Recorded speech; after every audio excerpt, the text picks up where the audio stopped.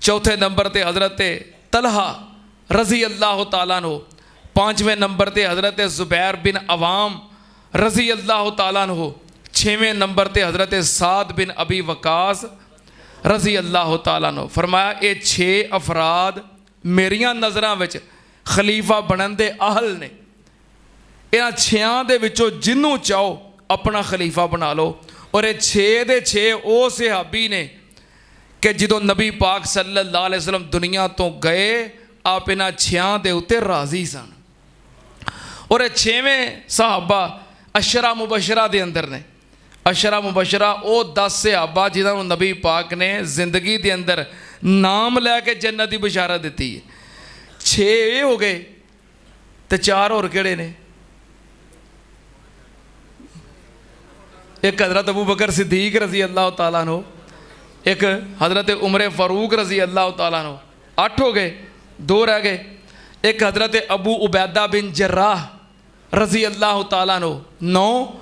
और 10वें हज़रत सईद बिन जैद रज़ी अल्लाह ताला अन्हु। याद रखो क्रिकेट टीम के 11 खिलाड़ी तुहानू याद होंदे ने ते अशरा मुबशरा 10 याद नहीं होंदे। सौखा तरीका 4 ते जे खुलाफाए राशिदीन अबू बकर उमर उस्मान अली, ठीक है, 4 ते हो गए। बाकी 6 ने।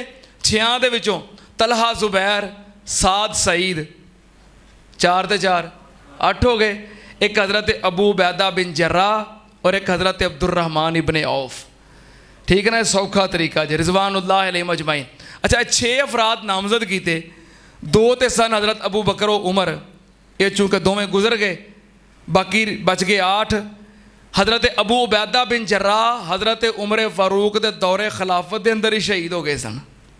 3 चले गए, पिछे रह गए 7। 7 दे विचों 6 नामजद किए, 1 नूं नामजद नहीं किया, हालांकि जिंदा सन, मौजूद सन। हज़रत सईद बिन जैद हज़रत उमर ने नामजद खुद नहीं किया। पता क्यों? कह लगे कि सईद बिन जैद मेरा बहनोई है, अगरचे अशरा मुबशरा विच शामिल है लेकिन मेरा बहनोई है। कल कोई ये ना कवे उमर खिलाफत कमेटी विच अपने रिश्तेदार नूं भी नामजद कर गया, कोई मेरे ते एतराज़ ना करे। सिर्फ अपना रिश्तेदार होने की वजह तो उन्होंने खिलाफत कमेटी चो बाहर कर दिता। फरमाया 6 चो जिन्हों मर्जी बना लो। और नाम लैके कहा कि मेरा बेटा अब्दुल्ला बिन उमर अगरचे बहुत बड़ा मुहद्दिस से आलिम है लेकिन उन्होंने खलीफा बनाना नाम लैके मना किया कि मेरा बेटा उन्होंने खलीफा नहीं बनाना। तो बहनोई नूं कमेटी च शामिल ही नहीं किया। वेखो लोग इन्हां ते एतराज़ करते हैं कि हुकूमत लैण वास्ते तो माल लैण वास्ते आए। अपने बेटे का नाम लैके कहा कि मेरे बेटे को मशवरा लै लियो लेकिन मेरे बेटे को खलीफा बनाना नहीं। कमेटी बन गई। हज़रत उमर फ़ारूक रज़ी अल्लाह ताला अन्हु शहीद हो गए। तदफीन तो बाद एक कमेटी बैठी, हज़रत अब्दुर्रहमान इब्ने औफ रज़ी अल्लाह ताला अन्हु कहने लगे यार 6 बंदे हैं तो बनना तो एक नहीं है ना, बंदे घटाओ। कोई अगर किसी के हक में दस्तबरदार होना चाहता तो हो जाए ताकि अफराद कम होण तो काम जल्दी निमट जाए। 3 बंदे दस्तबरदार हो गए। हज़रत तला खड़े हुए, कह लगे मैं हज़रत उस्मान के हक में दस्तबरदार होना। हज़रत ज़ुबैर खड़े हुए, कह लगे मैं हज़रत अली के हक में दस्तबरदार होना। हज़रत साद बिन अबी वकास खड़े हुए, कह लगे मैं अब्दुर्रहमान इब्ने औफ के हक में दस्तबरदार होना। 3 बंदे 3 के हक में दस्तबरदार हो गए। हुण पिछे कितने रह गए? 3। हज़रत अब्दुर्रहमान इब्ने औफ कह लगे चूँकि साद बिन अबी वकास मेरे हक में दस्तबरदार होया है तो मैं इन्हां दोवां दे हक में दस्तबरदार होना, हज़रत उस्मान ते हज़रत अली के हक में। बंदा एक होर घट गया, कितने रह गए? 2। फिर हज़रत अब्दुर्रहमान इब्ने औफ रज़ी अल्लाह ताला अन्हु कह लगे शेखैन दोवां बजुर्गां नूं हज़रत उस्मान और हज़रत अली नूं तुहाडे विचों जिहड़ा कह दवे कि मैनूं खलीफा ना बनाओ मैं उन्होंने खलीफा बना देना। कितना मुश्किल सवाल है। तुहाडे विचों जिहड़ा ये कवे कि मैनूं खलीफा ना बनाओ मैं उन्होंने बना देना। अच्छा हुण ये तो कह नहीं सी सकते कि मैनूं बनाओ, क्यों जी? ये तो कह नहीं सकते कि मैनूं बनाओ।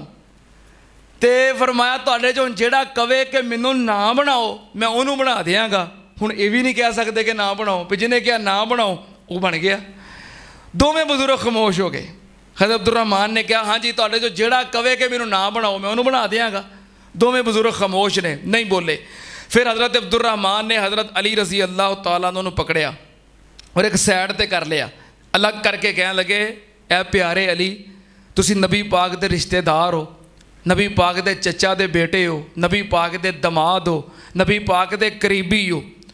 अगर मैं तुहानू खलीफा बना दियाँ तो ठीक है, अगर मैं हज़रत उस्मान नू खलीफा बना दियाँ क्या तुसी हज़रत उस्मान की बैत करोगे, इतात करोगे और उन्होंने अपना हाकिम और खलीफा मनोगे? हज़रत अली कहने लगे हाँ जी मैं वादा करना, अगर तुसी उस्मान नू खलीफा बना दिओ तो मैं उन्होंने बैत भी कराँगा, इतात भी कराँगा। फिर हज़रत उस्मान नू पकड़िया, अलग करके कहने लगे तुसी नबी पाक दे रिश्तेदार हो, दमाद हो, करीबी हो, अगर मैं तुहानू खलीफा बना दियाँ तो ठीक है, अगर मैं हज़रत अली नू खलीफा बना दियाँ क्या तुसी उन्होंने बैत कर लोगे, इतात करोगे, उन्होंने अपना हाकिम मनोगे? हज़रत उस्मान कहने लगे हाँ मैं वादा करना, अगर तुसी अली नू खलीफा बनाओगे मैं उन्होंने बैत भी कराँगा, इतात भी कराँगा। फिर हज़रत अब्दुर्रहमान इब्न औफ बाहर निकले, सहाबा नाल मशवरा किया, बजुर्गों नाल मशवरा किया, जवानां नाल मशवरा किया, बच्चियां नाल मशवरा किया, खवातीन नाल मशवरा किया, पूरे मदीने का चक्कर लगा के लोगों के नाल मशावरत करके फिर इस नतीजे ते पहुँचे कि वापस उस जगह ते आके हज़रत अब्दुर्रहमान खड़े हुए, हज़रत उस्मान का हाथ पकड़िया और हाथ पकड़ के खिलाफत की बैत कर ली। बैत करन तो बाद सब तो पहलों फिर हज़रत अली उठे और उठ के हज़रत उस्मान के हाथ ते हाथ रख के हज़रत अली ने उस्मान की बैत की है। फिर सारे सहाबा कराम बिल इत्तेफाक, सहाबा कराम दे इत्तफाक दे नाल हज़रत उस्मान रज़ी अल्लाह तआला अन्हु अमीरुल मोमिनीन और खलीफतुल मुस्लिमीन बनाया गया और उस एजाज़ दे हकदार बन गए जिदा वादा अल्लाह पाक ने इन्हां दे नाल कुरान पाक अंदर किया है। केड़ा वादा?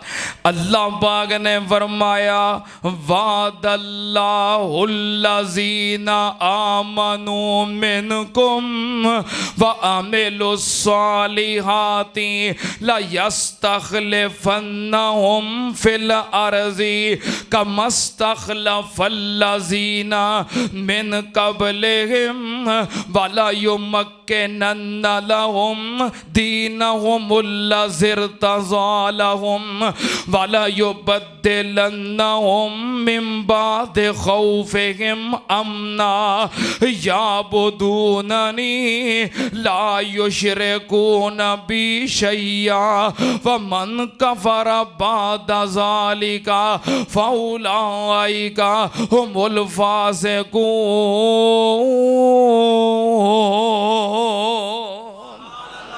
अल्लाह पाक ने फरमाया मैं मोमना दे नाल वादा कीता है जिन्हां दे ईमान पक्के ने, जिन्हां दे अमाल अच्छे ने। अल्लाह पाक ने फरमाया मेरा उन्हां मोमना नाल वादा है ला यस्तखलिफन्नहुम फिल अर्ज़ि कमस्तखलफल्लज़ीना मिन क़ब्लिहिम। अल्लाह पाक ने फरमाया मेरा उन्हां नाल वादा है मैं तानू खलीफा जरूर बनावांगा, मैं तानू खिलाफत जरूर अता करांगा, इक़्तिदार अता करांगा, हुकूमत दे देंगा। सुनना ते नाल हज़रत उस्मान रज़ी अल्लाह तआला अन्हो पूरे इत्तेफाक राय दे नाल मुसलमाना दे खलीफा बन गए, अमीरुल मोमिनीन बन गए।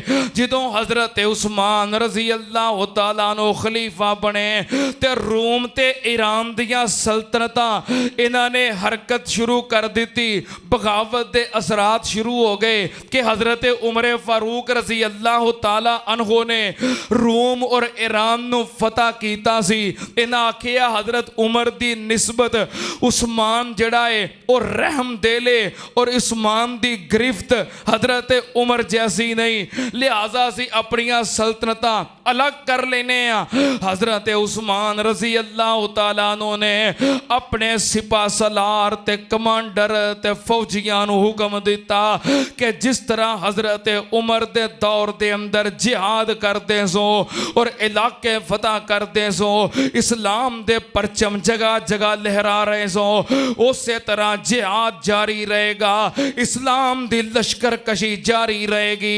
हज़रत उस्मान रज़ी अल्लाह तआला अन्हु दे दौरे खिलाफत दे अंदर रूम और ईरान नू सल्तनत इस्लामी अंदर शामिल रखिया गया और हज़रत उस्मान ने जो खिलाफत संभाली, इस्लामी सल्तनत दी हदूद किनियां ने 22.5 लाख मुरब्बा मील। इस्लामी सल्तनत का रकबा कितना है? 22.5 लाख मुरब्बा मील। हज़रत उस्मान रज़ी अल्लाह तआला अन्हु ने अपनिया फौजां नूं हुक्म दिता कि लश्कर कशी जारी रखो ते पेश कदमी जारी रखो।